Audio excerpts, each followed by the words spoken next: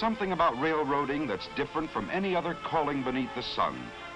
Something inside a man, in the way he thinks about his job, and the pride he feels in his own performance. It rides the motor car across a stretch of open track with a band of men on their way to work. It stands beside them in the silent desert, where the only sound is the sound of their tools and their voices. It walks with the man who works alone, marches with thousands who work together. For these are railroad people, a breed of their own, the men and women who run the railroad, working with paper, with forges, lathes, and presses, truing the wheels, tending the signals, throwing the switches, handing out supplies, helping with the baggage, serving the food, selling the tickets, building a fence, a bridge, a roadbed, using a shovel, a crane, a transit, a typewriter, making up the trains, running the trains, maintaining the trains. This is my railroad, 100,000 men and women working together to serve one purpose, to keep a railroad running.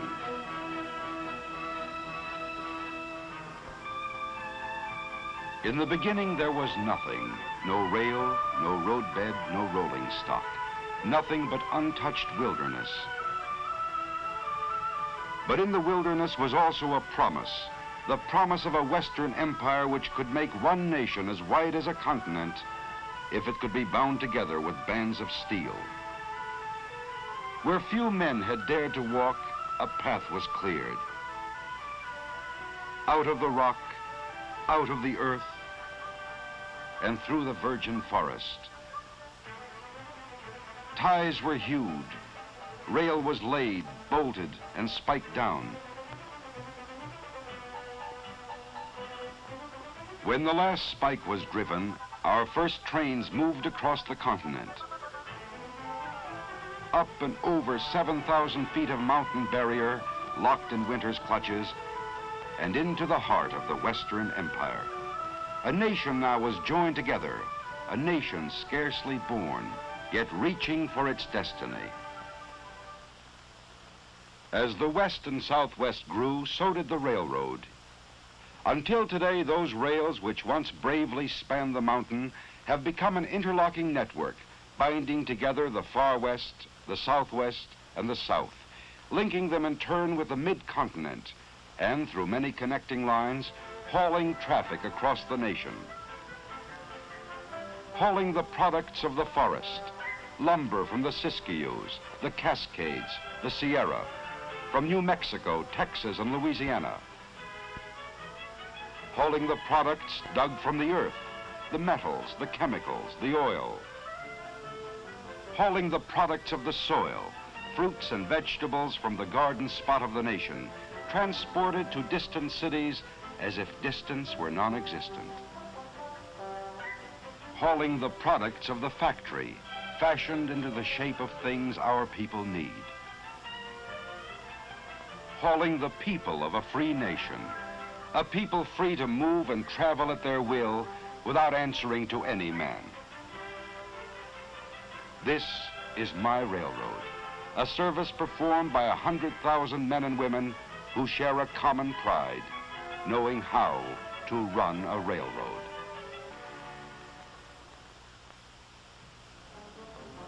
Well, railroading's quite a job, and it seems to be getting bigger all the time.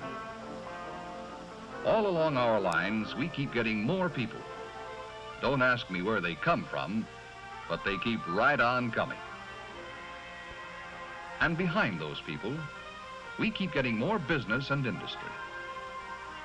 Each day in the last 25 years, a new industry large enough to need a rail connection has sprung up along our lines. Since the end of World War II, that rate has doubled, 2 new industries a day, turning out goods that have to be delivered to somebody, somewhere, all over the country. So it's no wonder we can't ever say a railroad's really built. We're always adding to it and always rebuilding it. For instance, as traffic increases, we keep laying bigger and heavier rail to carry the heavier loads. Replacing rail isn't a complicated job till you remember you can't hold up traffic. Our boys work it out, though. The fellows down the line pass the word along when a train's coming. We make a temporary joint, move our equipment out of the way, and the train goes right on through. It's work, and the train has to slow down a little, but traffic keeps on moving. The speed at which we can run our trains depends only partly on the power of the locomotive. It depends even more on the weight of the rail and the curves and gradients of the track. We always try for a straight and level line. But the contours aren't always made to order. We have to fit our railroad to the contours. So when we have to build a curve, we try to make it as gentle as we can. On one stretch of track, the Tehachapi Loop, it wasn't quite so easy. We had to swing our curve all the way around, so one end of the train actually passes over the other. We have to carry passengers and freight even when there's a mountain where we want a canyon, or a canyon where we want a mountain. So we move the earth around, that's all. Cut it away from one place and fill it in another. Cut and fill. That's the basic pattern. Where a cut would be too deep, we drive a tunnel through. Where a fill would be too great, we build a trestle or viaduct to carry our trains on stilts. In order to cut across the Great Salt Lake, we had to build a trestle 12 miles long. We put a roadbed right across the water. And we engineer our bridges. Sometimes we build a small one. Sometimes we build a high one, like the Pecos River Bridge in Texas. There are more than 10,000 bridges, viaducts, and trestles on our lines. It's a lot of work to build a railroad. And the work is never done. What you build, you have to maintain. Maintaining a railroad takes a lot of material. Our supply trains are always on the move, carrying that material to every point in the system. It takes a lot of equipment, and some of it very technical, like the rail detector car, which can see right inside the steel rails, looking for flaws no human eye could ever see. But mostly, maintaining a railroad takes a lot of men, and those men have to know their jobs. When the weather's fine and the sun is out, it isn't too difficult. But when the weather changes, the job gets a little more complicated.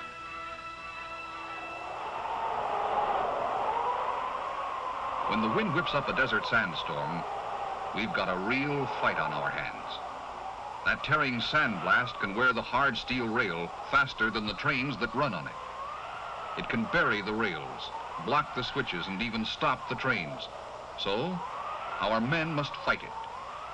This is no easy way to make a living, but railroad men can take it, working as steadily as the wind itself, for as long as the wind keeps blowing.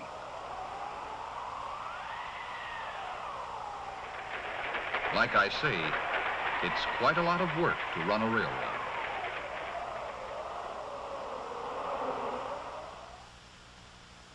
Who are these people who run the railroad, who keep the railroad running? We're a plain and friendly people living in the cities, towns, and rural districts of 8 states, living among our friends and neighbors, whose patronage of the railroad gives us the work by which we earn our living. We in turn contribute to the communities in which we live. We pay our taxes, take an active part in community life, and buy from merchants up and down the streets of 1,000 towns. We're members of clubs, women's clubs and service clubs, and members of sports clubs too, both as players and as spectators. We all have fun, don't we, Bub? Yes, we're a plain and friendly people, we who run the railroad.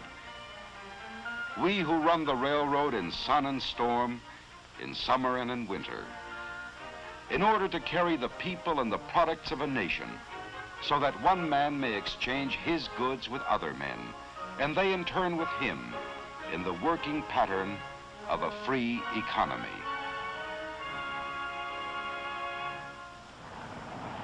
We haul a lot of stuff, all right, but getting it to the right place at the right time isn't just a matter of hooking a lot of cars together and running them over the line. Every train has to be made up according to a carefully worked out plan.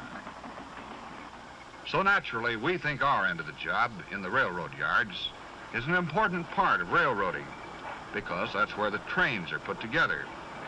All along the line, cars come into these yards to be routed and rerouted to their destinations. In the yards, we sort them and shuffle the individual cars into new trains.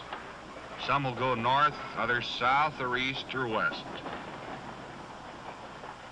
In the most modern yards, it works like this.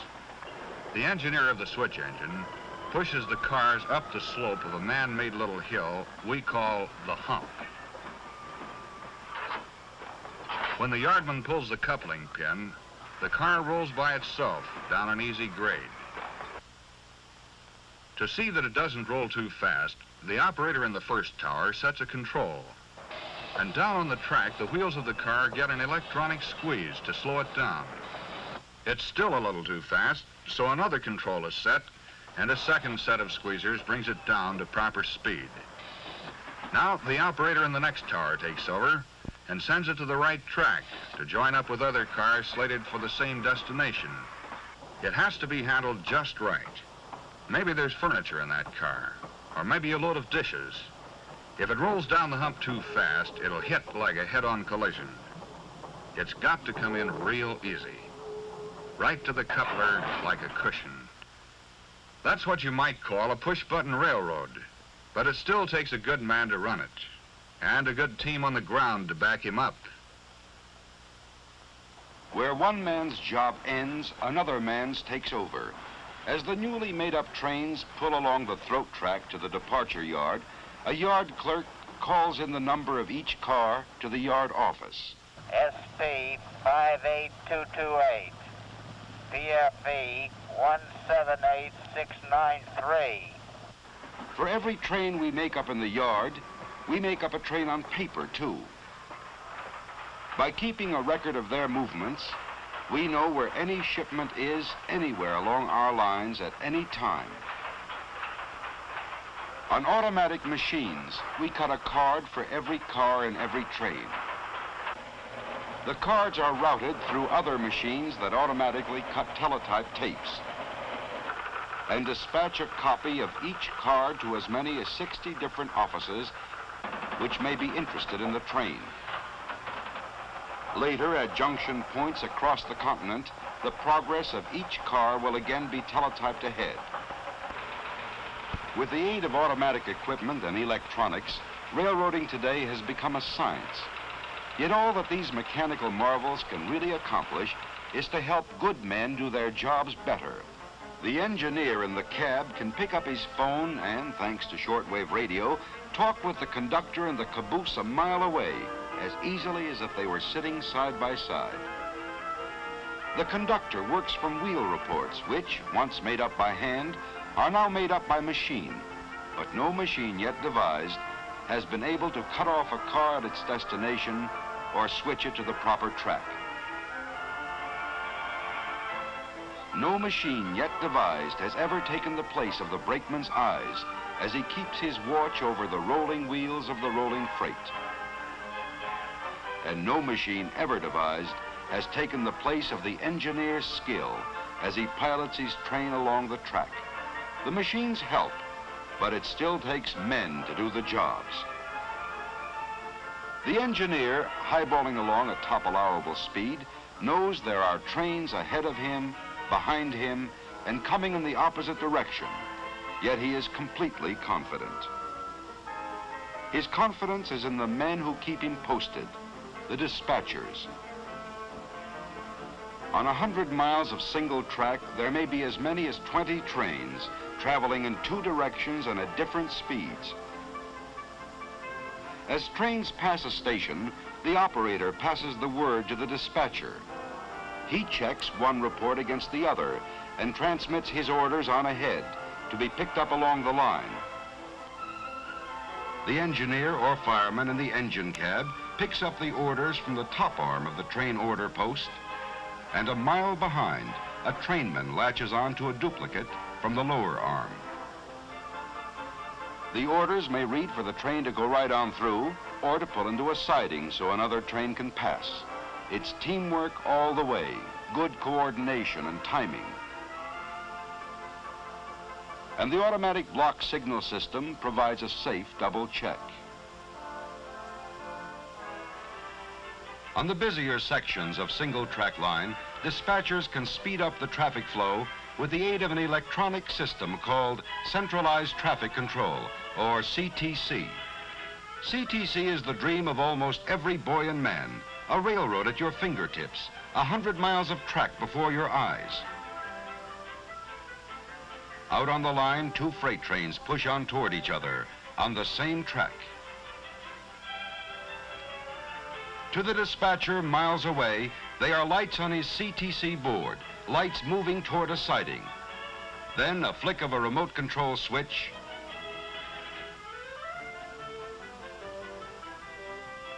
one freight takes the siding, the other train keeps right on rolling. With the positive control of CTC, the dispatcher's judgment cuts down delays at sidings, and often he can time his meets so perfectly that neither train must stop.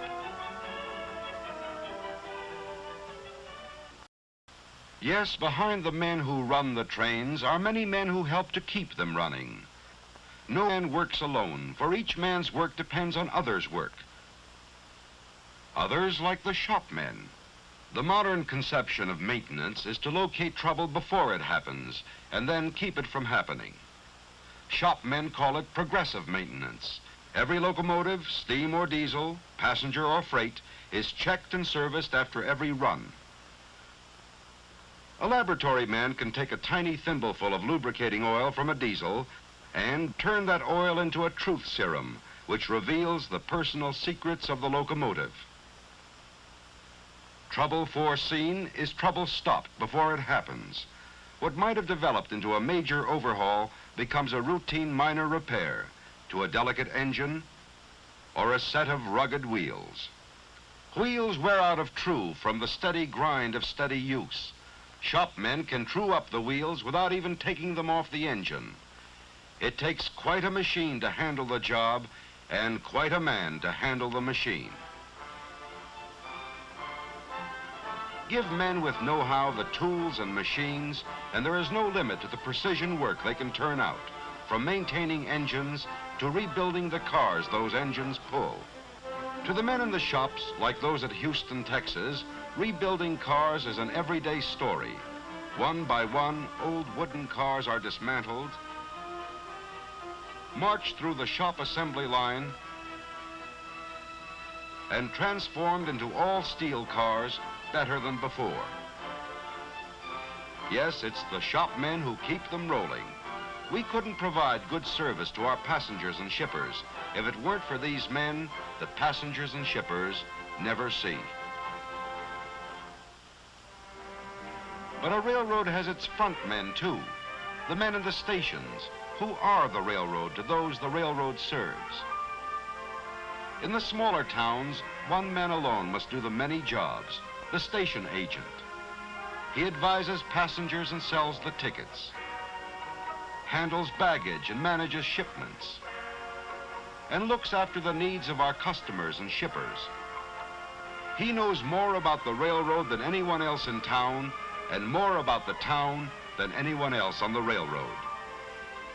He's the man who keeps the railroad humming and who keeps it human.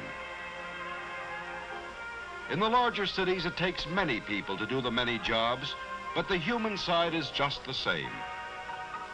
To the passenger, who knows only what he sees with his own two eyes, the railroad is the red cap, the man who prepares his ticket, or the clerk who checks his baggage. It is all the men and women with whom he deals, in stations or on the trains.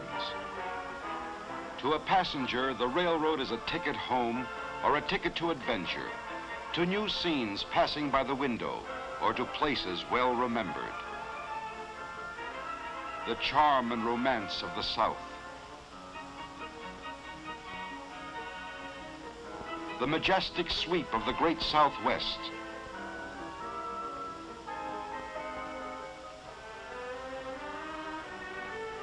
The color and beauty on the shores of the Pacific. It is beauty in unexpected places, beauty that changes with the seasons. Spring is the gentle season, as fragile as the blossom on the branch. Spring brings the poppy to the coastland, the yucca to the hills. Along Louisiana bayous, soft colors light the water hyacinth. The year turns and the summer sun lies hot upon the land.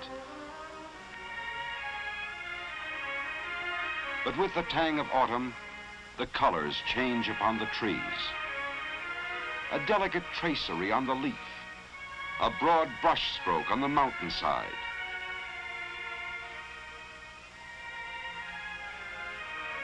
The season of the burning bush gives way to the season of the silver mantle. Winter brings the silent snow, the muffled brook, the bough beneath its crystal burden. The cloak lies heavy on the land, the soft white snow that sparkles in the sunlight and turns the mountain into a fairyland of white.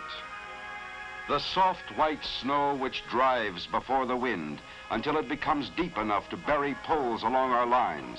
Snow that can block our switches, tear down our wires, and challenge the progress of our trains.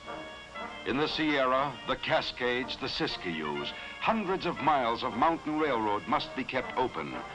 The trains must go through.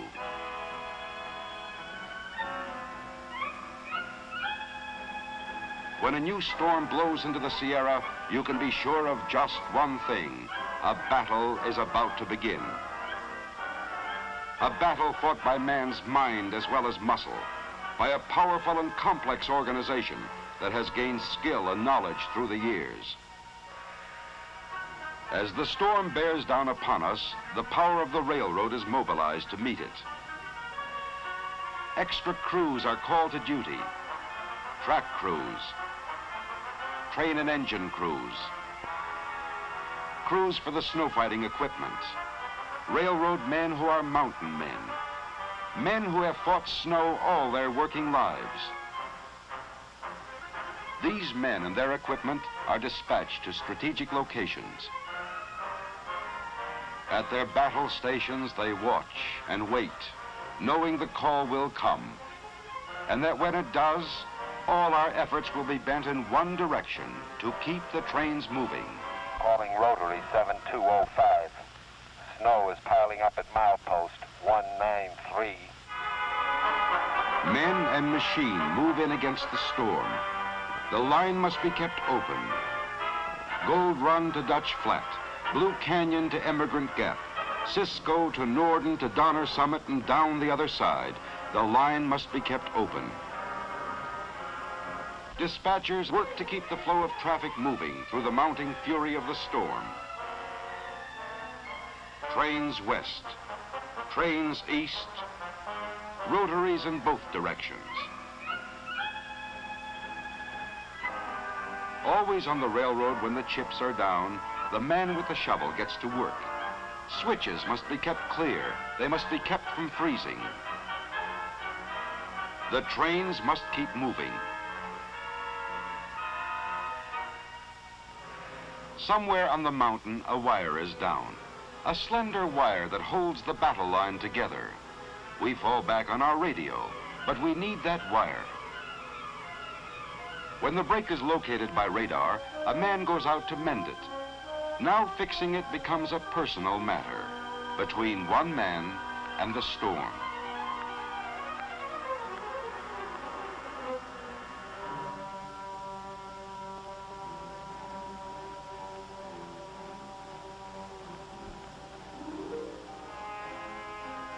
The fight goes on. If the storm won't quit, then neither will we. When the blind white fury smothers our attack, there's only one way to beat it: outlast it. Sometimes when the going gets tough enough, we may have to yield a little, to surrender one track to the storm and concentrate all our work and all our equipment to keep the other track open. So we do. We put our backs into it, we keep on punching. And the trains keep rolling through.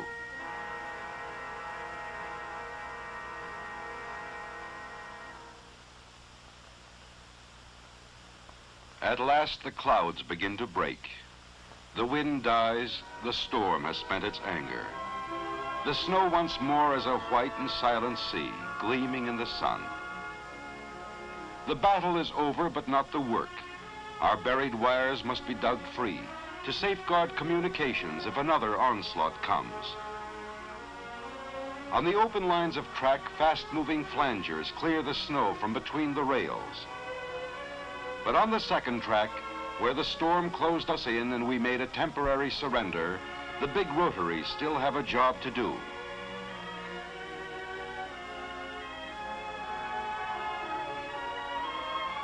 The path carved open by the rotaries is then widened by the spreaders. We can push a little when we set our minds to it. Move over, snow. We've got a railroad here, and the men who know how to run it. This is my railroad, and I'm proud of it. You can tell what railroaders are made of when the going gets really tough.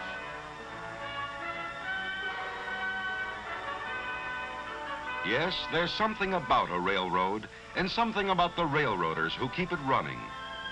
Through sun and storm, in summer and in winter, in order to carry the people and the products of a nation. For a railroad is more than roadbed and rolling stock, more than yards and shops and offices. A railroad is railroad people, men and women working together, each one doing one job proudly, whatever that job may be. Men and women working together and sharing a common pride, knowing how to run their railroad. A heritage from the past, a service to the present, a dream for the future still to come.